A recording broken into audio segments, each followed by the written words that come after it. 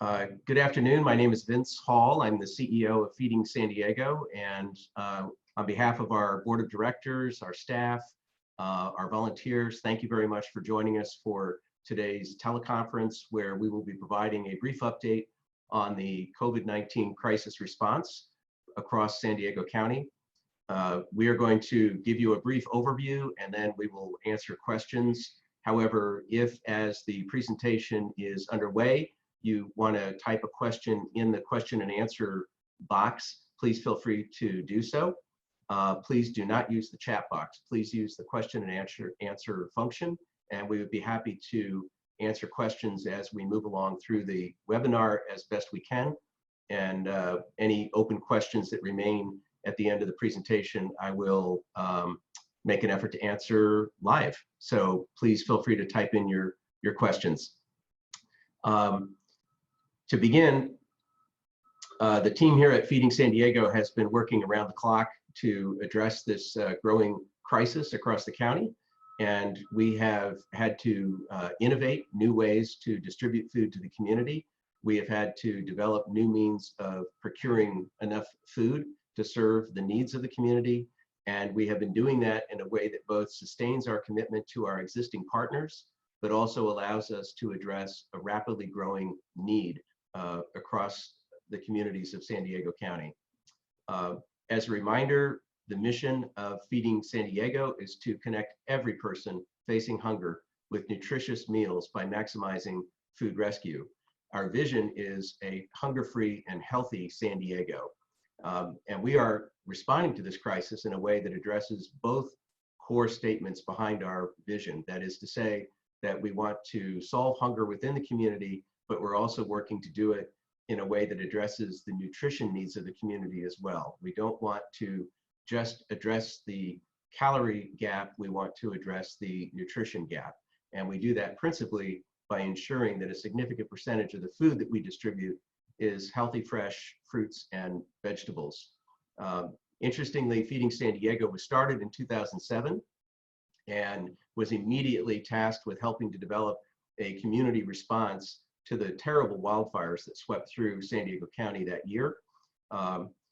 Literally within 3 days, the organization had distributed over 500,000 pounds of food to first responders and to dislocated families in need from across our county. Until this crisis, that was the most significant disaster that the organization had faced. And the organization showed great resiliency and innovation back in 2007 when it was in its formative year, but it has shown equally great innovation and flexibility and adaptation in 2020, dealing with a crisis that extends across the full breadth of our county and indeed across our nation and around the globe. Feeding San Diego is providing a essential service, meaning that our food distributions are exempt from stay-at-home orders. We are taking every precaution to protect the safety of our staff and volunteers and members of the community who are accessing food resources. And this is a mission that is imperative to supporting human health. And as we know, many people across our county, tens of thousands, if not 100,000 or more, have lost their jobs. Certainly many people have experienced greatly reduced wages. And in response, the need for Feeding San Diego services is growing rapidly. But you know, this is a time of solidarity. This is a time when a community that's standing 6 feet apart can also come together in new and innovative ways to address this critical problem of solving hunger. In ordinary times, hunger is a serious issue in our county. 1 out of every 8 people struggling with hunger on a regular basis. And quite tragically, that rate is higher for children, with 1 out of every 6 youth in our county just not being sure where that next meal is going to come from. But of course, now it's worse. This is an illustration from SDCCU Stadium in Mission Valley at a distribution that we hosted in partnership with the San Diego Imperial County's Labor Council. And there were over 1,000 cars. We distributed 1,200 food boxes and it was very well organized. And I thank the San Diego Imperial County's Labor Council for their organizational savvy, because they were able to move all of these cars out in just over an hour. So it was a very efficient way to address hunger for many families. But you will also notice that this was a distribution that was done in a safe manner. That is to say that people were asked to stay in their vehicles, the windows were kept up, and the food was placed in the trunk or in the tailgate. The car stopped once to get a box of non-perishable food, stopped a second time to get healthy, fresh produce, and then the car was tapped on the side and off they went.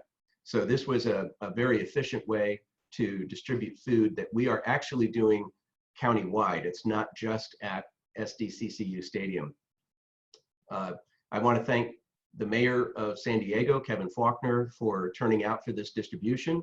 And I have to give the mayor credit. He wasn't there just to say hello to folks and move on to his next appointment, but he put himself to work and was there until the last box was delivered, helping families to access food so that they could feed themselves, their kids. And that was it didn't escape people's notice. It was really a welcome and warm gesture on the mayor's part. So the food that was distributed was almost equal pounds by weight between shelf-stable products, canned and boxed foods, and healthy, fresh fruits and vegetables. Countywide, we have distribution sites that are listed on our website, and I'm actually going to show you this map on our website. We are updating this map several times per day to try to make sure that we have the most current information for the community. It is a clickable map that allows members of the community to zoom in on their neighborhood and to see what food distributions are available to them. Many of these sites are drive-through distributions, and those that aren't are using appointments or physical separation to ensure that we protect the health and safety of members of the community. The mobile pantry sites, the many community partners that we're working with, our youth meal sites are all shown. So I'm just going to drag the web browser over. And if you start by visiting feedingsandiego.org, you are going to be able to access food distributions under the first tab. And within food distributions, you're going to be able to see this map. And there are two ways to use this tool. You can start clicking on the map, which is going to cause you to zoom in on various communities. So if you live in Alpine, for example, you'll find a dot here. And when you click on the dot, and this is the important part, it gives you specific information about that distribution. Now, you may have noticed that there were different colors associated with the dots, and that is explained at a legend found here just below the map. We encourage that members of the community using this tool see the yellow dots as necessitating a phone call first. And when you click on a yellow dot, such as I just clicked in La Jolla, you are going to see a phone number. It's important to just call first and to verify the date and time and availability of that distribution, because the system is fluctuating and adapting to this rapidly growing crisis. The teal colored dots and the purple dots do not require an advance phone call, but the teal colored dots are basically wide open to the community. Anybody who wants to access those distributions can show up. But the purple dots are in fact they're youth meal sites, which are being operated just to distribute prepared meals for youth through a federally funded program. So the good news is that at all of these sites, the community is welcome to access the food resources with minimal bureaucracy, not needing to fill out forms, not needing to get ID cards, not needing to provide personal information. If the community identifies as food insecure, the community is welcome to access the food resource. With these purple sites, the federal government limits participation to those aged 18 and under. So in order to pick up a youth meal at a youth meal site, the individual has to be qualified, and that means simply being 18 or under. Under a waiver which we obtained from the state government, it is possible for individuals to access those meals for their children without their children being physically present in the car. So that is a breakthrough that enhances access. So the bottom line is that as people discover food resources, it is important to use this website to keep abreast of any late changes, because from week to week, the partners in the community, faith-based and charitable organizations that we work with, sometimes have to move delivery days, move distribution days, and we're keeping this website up to date as best we can. By the way, there is a zip code search feature, so if somebody wants to insert a particular zip code, they can set a range by which they're willing to drive or walk to find a food resource, and then click Find Locations, and it will zoom right in on the zip code, showing the food resources that are available in that particular zip code area. So that's another way to use this tool. I also want to point out that 211 San Diego is a valuable resource that unites not just Feeding San Diego's distribution opportunities, but unites other hunger relief organizations in the county, as well as other social services that people might be in need of, assistance with finding access to housing, access to healthcare. And we really want to salute 211 San Diego for the incredible job that they do. So in terms of how Feeding San Diego is adapting to this crisis, I have to say that we are sourcing and distributing food in ways that we have done previously, but also in ways that we've never done before, or at least not to the scale that we're doing now. When the stay-at-home order was implemented in San Diego County, we began to receive a flood of donations from restaurants, hotels, catering firms, and other businesses who said, we're not going to be able to use this food. We're going to be shut down for weeks or potentially months. And some of them donated their perishable food to us. Some of them just donated their entire inventory. One of the business strengths of Feeding San Diego as a charitable organization is that we have decentralized food recovery and distribution to the greatest extent possible. So almost none of those donations came to our distribution center in Mira Mesa. In most cases, we were able to partner the donating restaurant or entity with a local charity and have that food make one very short truck trip. And in some cases, it was distributed to families in need within hours of being donated, which really helps to cut down on costs. It helps to keep those healthy, fresh, perishable foods edible throughout the whole distribution process. And it also reduces pollution by not having trucks running all over the county. So we also have purchased in the last 3 weeks 36 truckloads of food. Now that's more than we typically purchase in an entire year. And we are actually accelerating the rate at which we are purchasing food, because with consumer demand being so high at the grocery stores and with many restaurants being closed, we are not able to maximize food rescue within our traditional pounds. And so we are supplementing the agency partners that we have out in the community, as well as our own distribution sites, with purchased food. And we are purchasing very significant quantities of food. We are also obtaining food from San Diego farms. San Diego County has the largest number of organic farms anywhere in the United States. And we want to really salute the Farm Bureau and the San Diego Food System Alliance and all those who are helping to bring product from San Diego's farms to hunger relief organizations.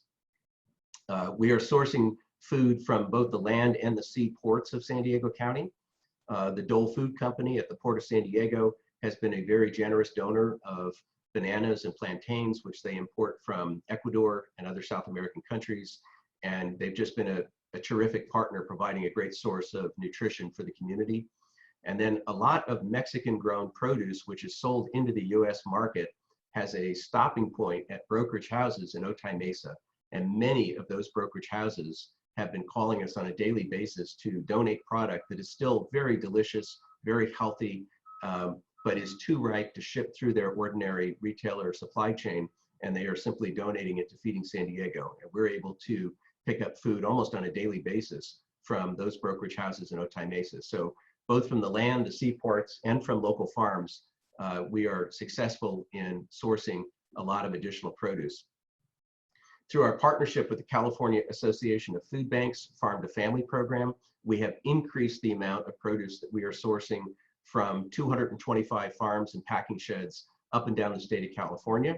We're getting apples from Washington State, we're getting Idaho potatoes, we're getting onions from Oregon, but we're getting the bulk of it from up and down the San Joaquin and Sacramento valleys, the Salinas Valley, Imperial Valley, all the farm regions of California. And many cases, this is produce which is not shipped to grocery stores because it's odd sized or odd shaped or odd colored, but it is every bit as good as the product that ends up being shipped to the grocery stores. And it is not nearing its expiration. It is actually brand new, fresh, healthy produce. So we're very proud of that partnership with the California Association of Food Banks and the great work that they're doing, helping us to increase the amount of fresh produce coming into San Diego County. We've had to change the way we distribute food. Many of our school pantry sites that we operate at 40 K-12 campuses across the county on a twice-a-month basis have had to close because the campuses are closed. But we have partnered with school districts who are providing drive-through meal distribution to youth so that we're there alongside that meal, providing shelf-stable foods and healthy fresh produce to those families so that the whole family can use that trip to the school site as an opportunity to get food to take home. We're doing that in concert with the El Cajon Union School District, the Cajon Valley School District, and on a very large scale with San Diego Unified School District, who at last check had 16 school meal distribution sites, 8 of which are supported by the San Diego Food Bank and 8 of which are supported by Feeding San Diego, to make sure that families accessing the San Diego Unified School District meals, in fact, are getting more than just 2 meals. They're getting 2 meals plus a box of food to take home and some healthy fresh produce. Most of the public distribution sites that you saw on the map that I showed you a moment ago are using drive-through lanes to protect the health and safety of the community that is accessing the food, as well as the volunteers and staff. And we are maximizing the use of that drive-through model. We also, by the way, operate our distribution center on a push model, which means that none of our participating charities have to send vehicles to our distribution center in Sereno Mesa and bring food back to their local church or their local nonprofit. We support all of our charitable and faith-based partners by pushing the food outbound to their locations. And that creates enormous economies of scale. It saves those charities and faith-based organizations money, and it really helps them to focus on the mission right in front of them, which is serving the community that is right outside their door. So it is a good model, and in this time when we're all concerned about minimizing public exposure to other individuals, it minimizes the number of people that have to come here to our distribution center, which enhances the safety for our staff and volunteers. The top priority during this process is food safety and personal safety. We want to make sure that the high food safety standards that we're held to through our partnership with Feeding America continue to be adhered to. We're not taking shortcuts on food safety. We want to make sure that everybody is receiving healthy, fresh, and safe food. But as I've said multiple times, we also want to do everything within our power to minimize risk to those who are delivering that food, distributing that food, etc. So those are key priorities for the organization. Just in the month of March, and I don't have to remind you that the COVID crisis really got to its most severe impacts about halfway through the month of March. We began to see unemployment increasing. We began to see increased demand at our distribution sites. But just in March, we saw on the negative side a 66% decrease in local food rescue. That's partly because so many grocery stores are selling out of most of the food that they have access to, and there's little left for them to donate to us at the end of each business day. Starbucks stores have closed, and we're going to talk more about that. The drive-through locations are the only operable Starbucks stores that we can recover food from at this time. But 3 good things to report. One is that the distribution center, the food that comes here through our Sereno Mesa distribution center, is up 81% over the same month a year ago. And our school meal program, despite having to close many of our school pantry sites, is up 55% from the same month a year ago. And our CalFresh enrollment activity is staying constant with where it was a year ago, which is really a positive development. And I want to salute the San Diego Hunger Coalition, who have done a really great job of helping to coordinate CalFresh enrollment work across the county, and are able to provide us with a subsidy to help offset our costs of doing CalFresh enrollment. For those who may not know, CalFresh is the California name for the SNAP program, the Federal Supplemental Nutrition Assistance Program. It's more commonly known as food stamps or EBT, but this is a really powerful and important tool for solving hunger in a really low stigma, high dignity way, because families are able to receive on an EBT card a cash balance at the beginning of each month, which they can then use to purchase groceries at a local store. And so we're trying to help families get through the CalFresh process. I want to salute the County of San Diego, who have been a terrific partner in this work. We have a full-time County of San Diego employee here in our offices at Feeding San Diego, who has a county computer and is stationed here for the singular purpose of helping us to get people enrolled in the CalFresh program. And that has been instrumental to our success. So in March, we were able to do almost 2 million meals worth of food to the community. And April, we anticipate is going to be even higher. I want to thank some of the really great innovation partners in this process, the San Diego Unified School District, who have been incredible to work with. As I mentioned before, Escondido Union and Cajon Valley School Districts have also been tremendous partners. The San Diego Imperial County's Labor Council, who's helped us with this massive distribution at SDCCU Stadium last Saturday. The Helen Woodward Animal Center, who are, obviously primarily oriented toward the health of animals within the county, have been a tremendous partner, because they recognize that in providing pet food assistance to families in need, they're looking at families who are also dealing with food insecurity for the human inhabitants of those same homes.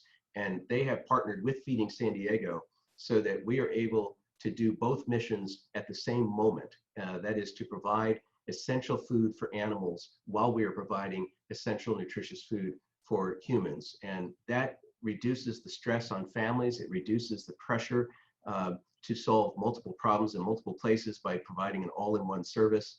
And we really thank and salute the Helen Woodward Animal Center for this really impactful partnership. The youth meal sites have really done a wonderful job. And I cite the Ocean Discovery Institute in City Heights as an example of an organization that doesn't have to do this. They are essentially closed, but they are so committed to providing nutrition to the surrounding community. And this is true of all of our youth meal sites, that they are putting themselves out there, operating drive-through distributions, and making meals available to youth on a daily basis. And finally, I just want to single out Catholic Charities, Diocese of San Diego, who have really spun up in a big way and are doing a lot to help with solving food distribution challenges in San Diego County. And they reminded me that that organization was formed during the Spanish flu pandemic 100 years ago. So here we are 100 years later with Catholic Charities finding yet another level of commitment and vigor to solve the problem of hunger for people affected by a pandemic. So I could tell you about dozens of other valuable and impactful partnerships, but I just wanted to highlight a couple of key partnerships that have developed or expanded in recent days. Part of what Feeding San Diego has to do to help solve this problem is to increase the capacity of our local nonprofit and faith-based organizations to distribute food.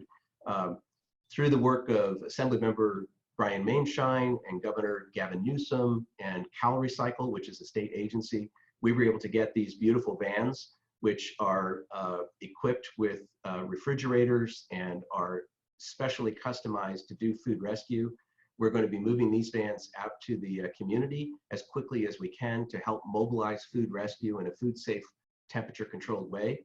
We delivered a van to Catholic Charities just a few days ago, and we're going to continue to move these capital assets out to the community as rapidly as we can to help with our decentralized system of food rescue and distribution. We've also, by the way, restructured our Starbucks program.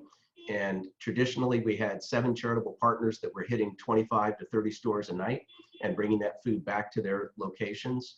Because only 77 Starbucks stores are operating around the county currently, Starbucks Corporation, who have just been enormous contributors to Feeding San Diego's work in so many ways, but they have created a new way of rescuing that food, which allows their own resupply contractor who goes into their stores every night to restock that store's needed supplies. That contractor is picking up the food rescue at all 77 operable stores and delivering it to Feeding San Diego's central facility in Serrano Mesa. So we are then able to help the charities that have become dependent on that food resource to get it at a fraction of the cost that would cost them to drive to so few stores with such great distances in between.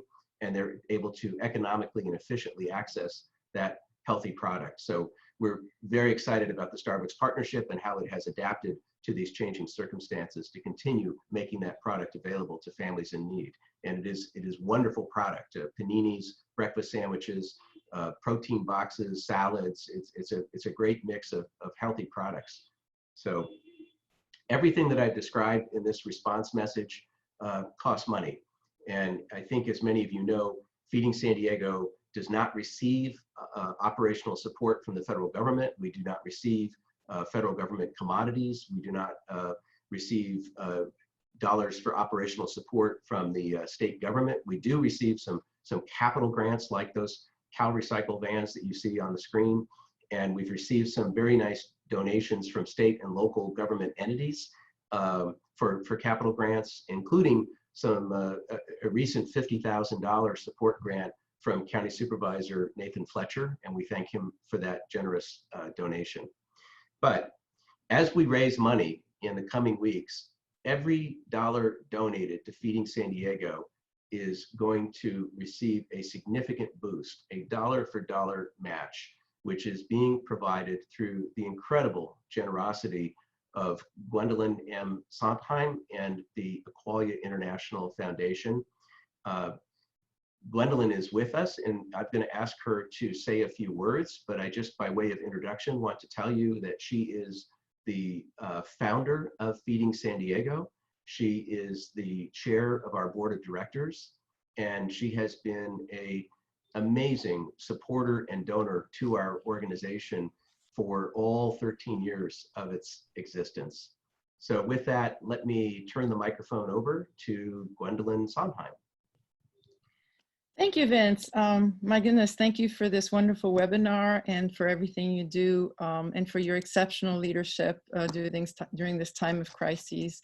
It's an honor to be in front of you and be able to address everybody. I'm a fan of this organization, as you might surmise. I want to thank you all for joining this webinar today and to learn more about Feeding San Diego's COVID-19 response efforts and also how you can help.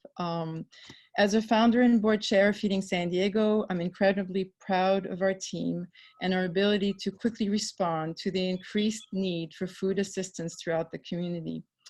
I also want to add my deep appreciation and gratitude to our board of directors, our staff, our volunteers, all our community partners for making our vital work possible every day. And even more so during this really very difficult time. In response to the challenge before us, I'm very proud to say that with the help of the Equalia International Foundation, myself, we're delighted to be in a position to match all gifts to Feeding San Diego COVID-19 Response Fund up to $1 million. This work is incredibly important, as you know, and we've already seen an outpouring of support from the community, which really, really warms my heart and all of us at Feeding San Diego. We can do this work without you, but as you know, we still have a lot more work to do. Those lines are just heartbreaking to see. I want to thank you, and all the countless people who have already donated of their time, their voice, as well as financially. We're so grateful for your help, and we will continue to work hard to do all that we can to help our communities and get the food that we can. And I know that we can do that together. And again, as Vince has said, so grateful for all our partners and for a wonderful community. But I know we'll get through this crisis together. It's hard time, and I hope everybody stays safe out there and healthy. Thank you, Vince. Thank you. Thank you so much, Gwendolyn. Thank you for your personal commitment, your volunteerism to this amazing organization you founded, and thank you for this extraordinary financial support, which is going to incentivize many other donors across the community because of the opportunity to have their gift immediately doubled. And I would just say to all those listening that any donation to Feeding San Diego through any medium, whether it is through our website or response to direct mail or a contribution that is mailed to us, any way in which you choose to make a donation, it will be doubled in pursuant to this very generous gift. So that is wonderful. Some folks have asked me if I make a gift to Feeding America, is that subject to the gift? And the answer is no. The gift is to Feeding San Diego to incentivize gifts to Feeding San Diego. We are a locally incorporated nonprofit here in San Diego, and all of the money that we raise stays here in San Diego. We have a beautiful partnership with Feeding America, who provides amazing national level resources to support this work. But this particular matching gift is tied to donations directly to Feeding San Diego, and we're very, very grateful for that. At this moment, I'd like to turn the mic over to Gavin Morris, who is the Chief Development and Marketing Officer at Feeding San Diego and has been working amazing hours. I'm not sure if Gavin has had a day off in 3 weeks, but Gavin, please take it away. Hi, everyone. Thank you so much for joining us today. I just wanted to highlight some of the incredible generosity in the community that we're already seeing. As Vince mentioned, in the last 3.5 weeks, the team with Feeding San Diego has been talking to so many people in the community and letting them know how they can support our efforts. And I'm really proud of the fact that just in the last 3.5 weeks, we have just under 2,900 donors that have supported our efforts, which includes 1,300 new donors. So we're seeing a lot of people come forward and are seeing the incredible work that we're doing in the community and really want to be a part of that. And thanks to Gwendolyn Sondheim's generous support and the Equalia Foundation, that is really inspiring more people to get involved. It's really wonderful to see philanthropy at work. You know, Feeding San Diego is primarily funded through private support, and especially during times of crisis, this is just incredible to be able to see everyone coming forward. And the great news is that people are excited about what we're doing, and there's so much need out there. But, you know, as we've talked about, there's a lot more that we need to do. So go to the next slide. We've had some incredible support from a number of corporations and foundations in the community. In addition to Equalia International Foundation, we received leadership gifts from Price Philanthropies, as well as the Stephen Sharon McDonald Family Foundation. They've really helped us launch our COVID-19 response efforts, has enabled us to purchase additional product and support our operating expenses, as we do expect those to continue to rise. I also want to call out the numerous corporations that are supporting us in a number of different ways, and we're in communication with a lot of our partners on a daily basis to figure out what makes sense for them to support. So in particular, the San Diego Foundation, we received a recent gift from the Vertex Foundation. As Vince mentioned, we have a strong relationship with the Feeding America National Office, and They've been able to deploy some disaster grants to support our efforts. But as we discussed, we are a separate nonprofit organization and really are responsible for our own fundraising on a local level. So I really look forward to working with a lot of other corporations and community organizations to really help us through this COVID-19 crisis. Let me go on to the next slide. I also wanted to call out, there's so many different groups that are supporting us in innovative new ways. And we have an incredible partnership with Switchfoot and their Broam Foundation. And they are out in the community raising awareness of the tremendous need and promoting the incredible generous $1 Million Challenge match.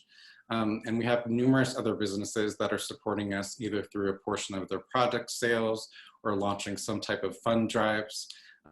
We've seen a number of individuals step forward that have launched their own fundraising campaigns. We've even had parents matching gifts of their children that are asking others to support Feeding San Diego.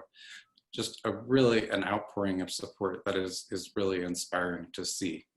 And if anyone's interested in setting something like this up, you can visit our website, and it's a really seamless process.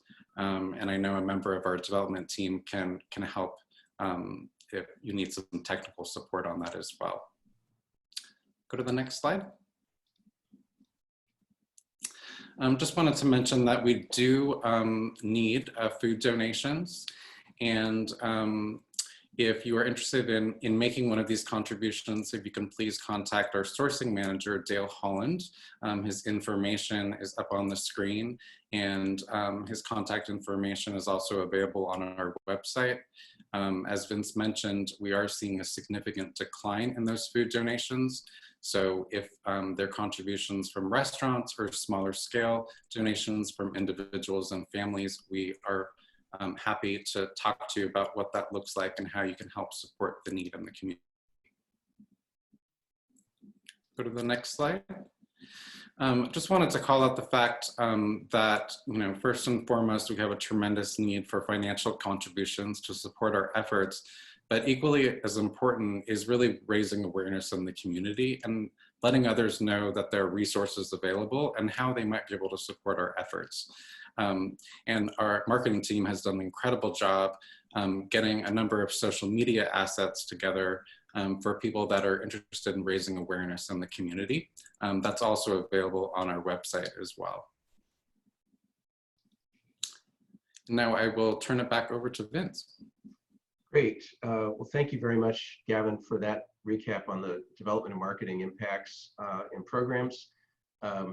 I want to remind everybody that there's a wide variety of community resources available to those making their way through the COVID-19 crisis. And I mentioned 211 San Diego earlier, who are a great partner, the California Department of Public Health, the CalFresh program, obviously the Centers for Disease Control and Prevention, Covered California with healthcare information, the Employment Development Department, who are providing critical unemployment insurance benefits to people across the county, the County of San Diego through its Ready San Diego app or through its Health and Human Services Agency. All of these entities have really important services and resources that are available to the community to help address basic needs. I also want to salute the Emergency Operations Center for the County of San Diego, who we are in constant communication with and who are coordinating to make sure that we have available volunteer resources, to make sure that we have access to needed equipment. And the County of San Diego Emergency Operations Center is just doing a really fantastic time. And of course, our own website, feedingsandiego.org /coronavirus has many resources available for the community, including finding food or making a donation of money, making a donation of food. Folks can start their own fundraiser. They can use the social media toolkit to help spread the word out in the community. There's many ways that people can help us, but we are keeping this page constantly updated with opportunities for people to provide assistance to help us in our work. So with that, I would like to check the question and answer box to see if anybody on the call has any particular questions for us. I think that I'm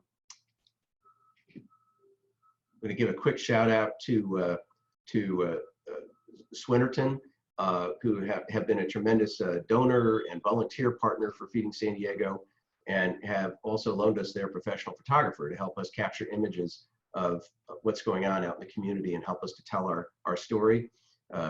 Tonight at 10 p.m. On NBC, there will be a national broadcast of a coronavirus update, which is a 1-hour special hosted by Lester Holt. And they have taken a good look at Feeding San Diego and what we're doing in this community. I can't promise you that there will be coverage of Feeding San Diego's work in that broadcast, but it is likely based on what we have heard. So feel free to tune in at 10 p.m. tonight on NBC7 for the coronavirus special 1-hour program. I don't see any other open questions at this time. So if you have questions that you didn't have a chance to ask, please don't hesitate to reach out to us. You can send an email to info@feedingsandiego.org, or you can call us at 858-452-3663, and we'd be happy to help you. And I did just get a question that says, hi, I'm with the Downtown Rotary Club. We're targeting homeless needs in the downtown area. Would a cash donation be eligible for matching? And the answer is absolutely. Obviously, we'd want to talk to you by phone to make sure that the cash donation is secure through the donation process. So please give us a call at 858-452-3663 and ask for our development department, and they can help with that arrangement. But yes, it will absolutely be eligible for the matching grant. Well, that's all the questions. I thank everybody very, very much for tuning in. I know everybody has a lot to do right now, and this is a time when we are all surrounded by a certain level of uncertainty. We're all concerned about our own health, about our family's health, and we're making our way through this crisis by coming together as a community, even while we remain socially distant. But people are looking out for each other. We're thinking about our neighbors. We're thinking about seniors that we perhaps wave to from our car as we drive by, and now we're picking up the phone and saying, are you okay? What do you need? And that's really what this community is all about. We desperately need everybody to be concerned with and be empathetic toward the people who surround them in their communities, and to, in a safe way, check in and make sure that they're okay. And that's really what Feeding San Diego is trying to do on a countywide basis, is to help people who have a need for food and are dealing with some level of hunger or food insecurity, to say, you know, don't miss this opportunity to solve one problem. And what we see at our distribution locations, frankly, is more than just the distribution of food. We see the distribution of hope. We see the distribution of optimism that we as a community can get through this by working together, by having each other's backs, and by providing the resources that our neighbors need to keep themselves and their families nourished. And that is a beautiful thing. And I have to be honest that for many families, it seems like the one bright spot of their day when they have an opportunity to come and receive food at one of these many distributions. So thank you to the funders and donors on this teleconference who make that possible. Thank you to the faith-based and charitable organizations that we work with. And thank you to all of you for being interested enough in how you can solve this problem by tuning in to today's Feeding San Diego teleconference. Thanks, everybody, and stay safe.